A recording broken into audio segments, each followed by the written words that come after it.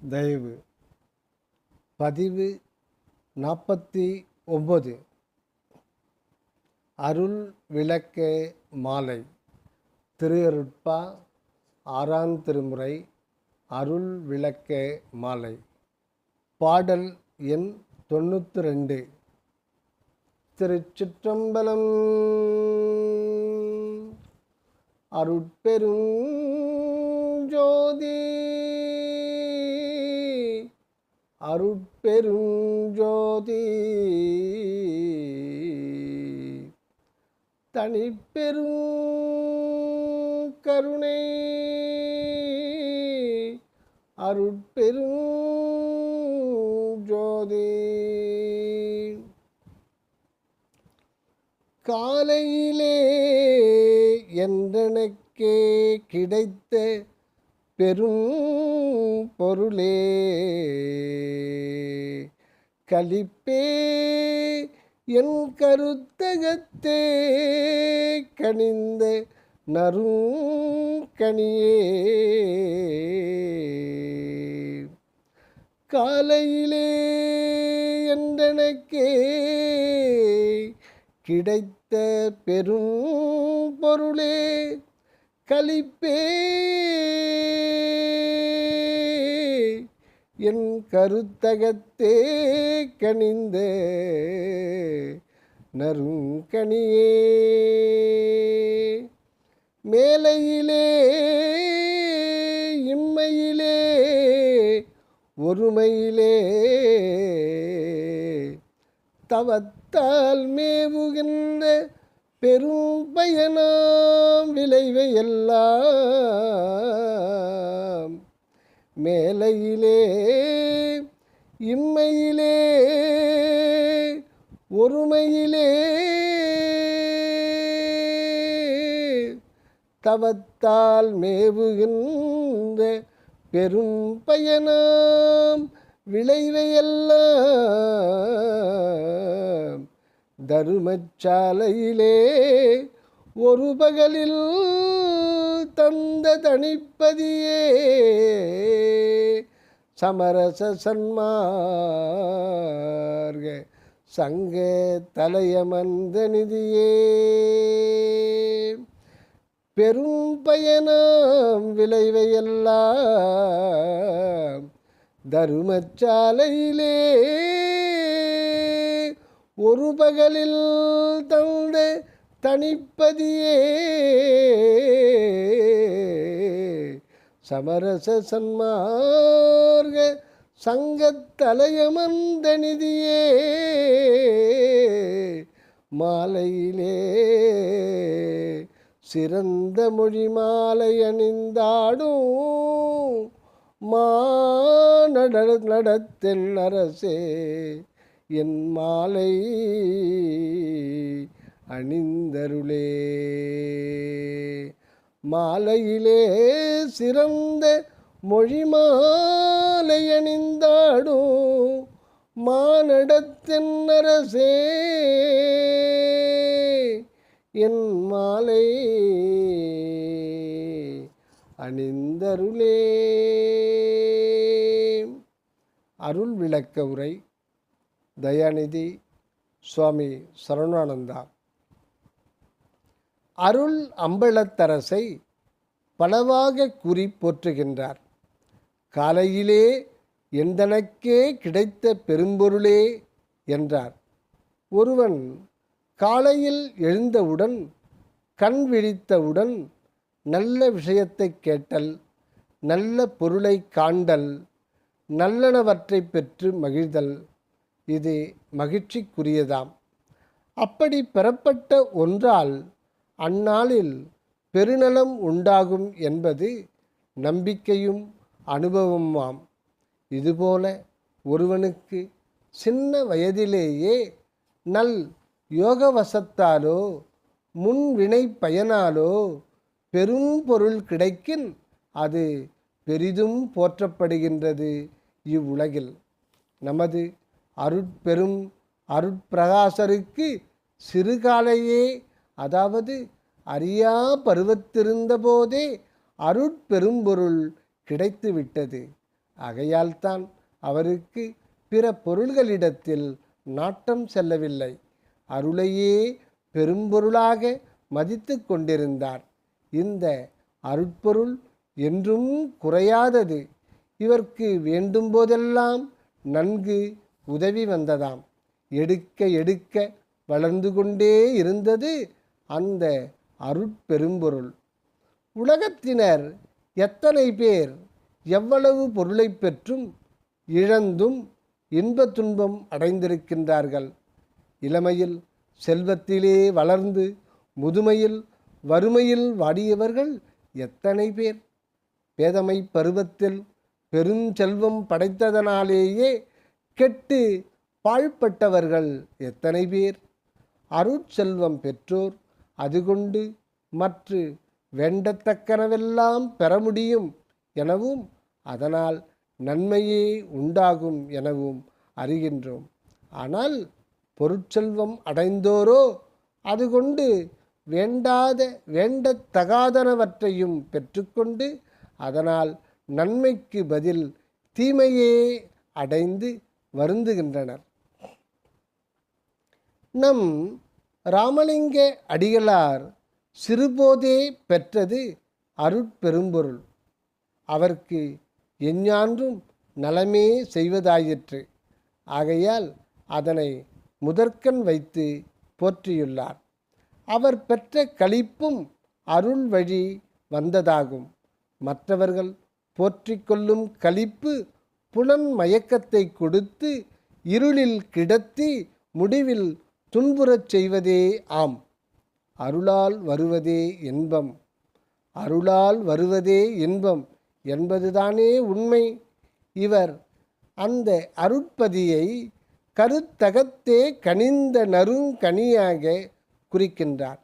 கருத்திலே பழுத்து கனிந்து உட்கலந்து கொள்ளும் தெய்வ கனியின் சுவையும் அதனால் உண்டாம் சுகமும் சொல்லும் தரத்தன அன்று. புறவெளியில் கனிக்கின்ற பழங்கள் விரைவிலே அழுகி கெட்டு போய்விடும். ஆனால் அவற்றால் சுகமே உண்டாம் என்பதில்லை. தீமையும் கேடும் விளையலாம். நல்லதாகவே இருந்தாலும் கூட அகம் கண்ட அருட்கடிக்கு எந்த விதத்திலும் சிறிதும் ஒப்பாகாதன்றோ. ஆகையால்தான் கருத்தகத்தே கனிந்த நறுங்கனியே என்றுள்ளார். ஒருவனுக்கு பெரும் லாபம் அல்லது பயன் உண்டாக வேண்டுமானால் அவன் முன்பே நல்ல தான தர்மங்களை செய்து அதனால் நல் விளைவை சேகரித்து வைத்திருக்க வேண்டும் முந்தின பிறப்பில். அன்றி இம்மையிலே அதாவது இப்பிறவியிலேயே நல்ல கருமங்கள் பல புரிந்து நன்முயற்சி உடையவனாய் இருக்க வேண்டும். அல்லது திடமான மன ஓர்மை கொண்டு தவ முயற்சியை செய்திருத்தல் வேண்டும். இப்படியெல்லாம் செய்து இருந்தால்தான் பெரும் பயன் விளையக்கூடும் ஒருவனுக்கு. இது பல நாள் பாடுபட்டு அடையக்கூடிய பலனாம். ஆனால் அந்த பெருமுயற்சிகளின் பயன் பெரு நன்மையாக இருக்காமல் போம். இவற்றிற்கெல்லாம் மாறானது அருளால் அடையும் நல் விளைவு.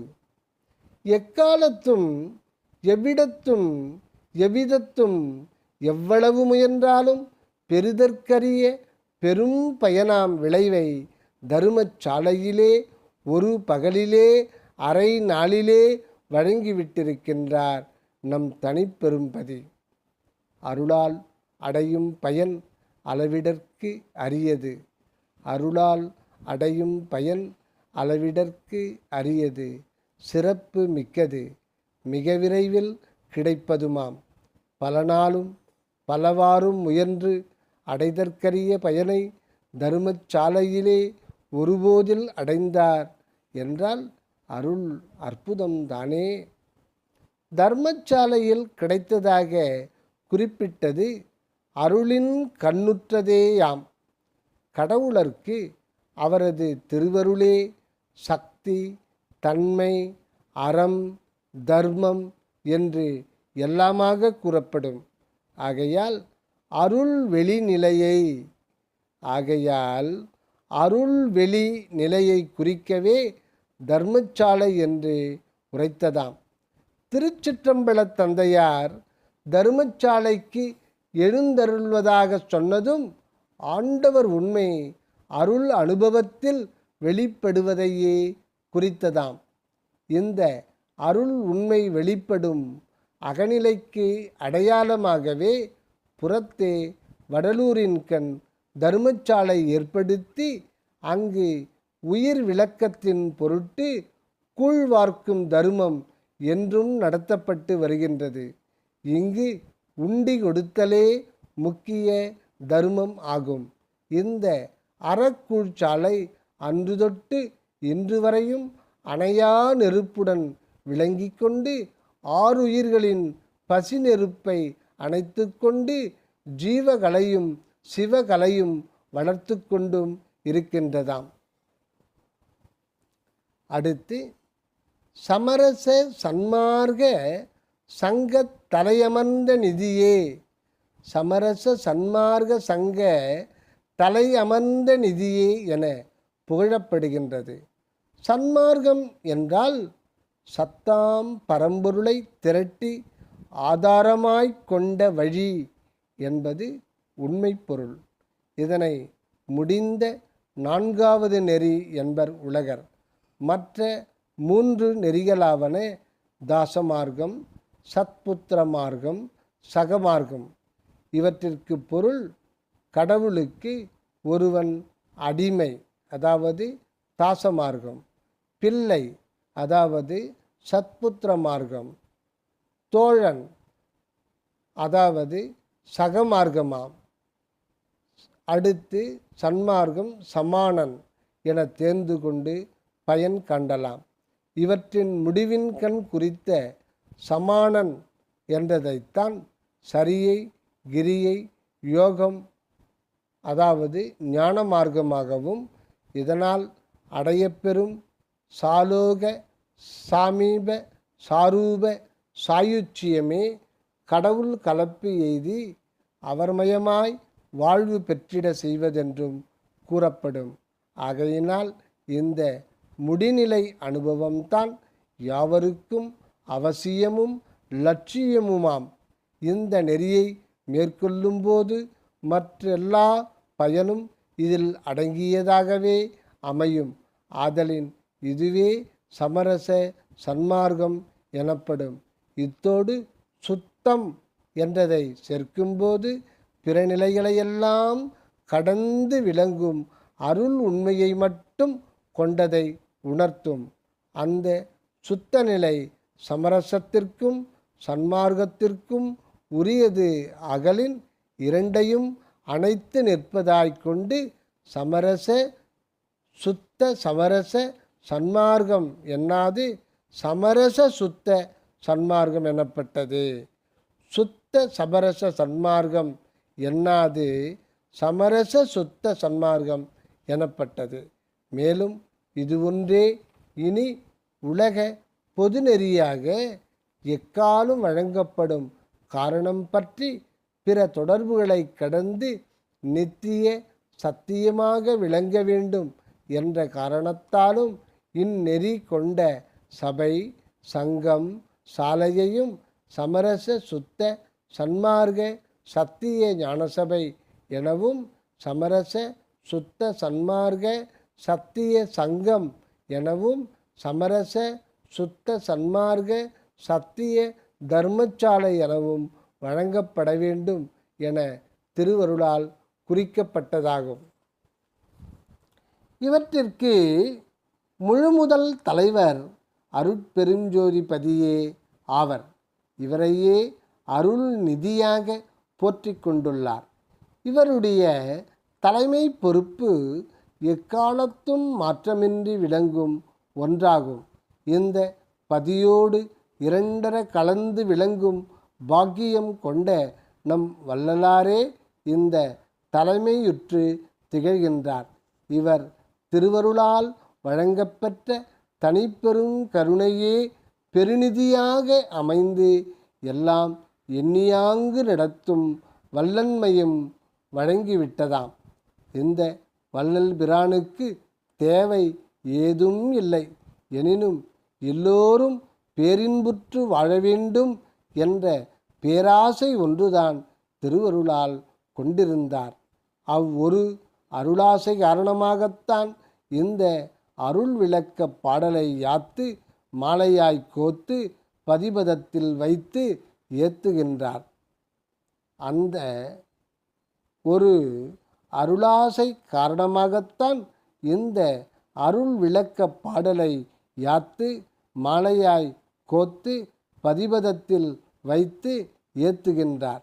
இவ்வுலகர் 1000 விதத்தில் மாலைகளை செய்து அணிவித்தும் மகிழக்கூடும். இவர்கள் செய்யும் பூமாலைகள் விரைவில் கெட்டொழிகின்றன. மற்ற பொன்மாலையும் மணிமாலையும் பிற பொருண் மாலைகளும் நிலையாயிருந்து தொலையா பேரின்பம் தருவன அல்லவாம். ஆகையால் இம்மாலைகளைப் போன்று அல்லதாய் எக்காலும் விளங்கி நின்று எவர்க்கும் மெய்யின்பம் வழங்குவதாய் திகழும் இந்த அருண்மொழி மாலை மிகச்சிறந்த ஒன்றாம் என்று அறிகின்றோம். இதனையே நம் வள்ளல் நடராஜபதிக்கு சூட்டி மகிழ்கின்றார். அருளை வேண்டி பிரார்த்திக்கின்றார். அந்த அருள் விளக்கத்தால் காண்போர் எல்லோரும் அருளை அடைந்து ஆனந்திக்க வேண்டும் என்பதுவே இவரது திருவுள்ளமாம். இச்செய்யுளில் முதலடியில் காலையிலே என்று தொடங்கினவர் ஈற்றடியில் மாலையிலே என விரிக்கின்றார். காலையை சிறு பிராயமாய் ஆரம்ப காலமாயும் கொல்லப்படுவதற்கு ஒப்ப மாலையை அந்தி வேலையாயும் சுத்த பொன்னொளிர் அருளனுபவம் கொண்டு வாழும் போகா பொழுதாயும் கொள்ளலாகும். இதனால் முன்பும் சிவகற்பனா சித்தர்கள் சிவபெருமானை அந்தி வண்ண பொன்னார் மேனியனாக்கி அந்தி பிறையையும் திருமுடியில் அணிவித்து போற்றி கொண்டனராம்.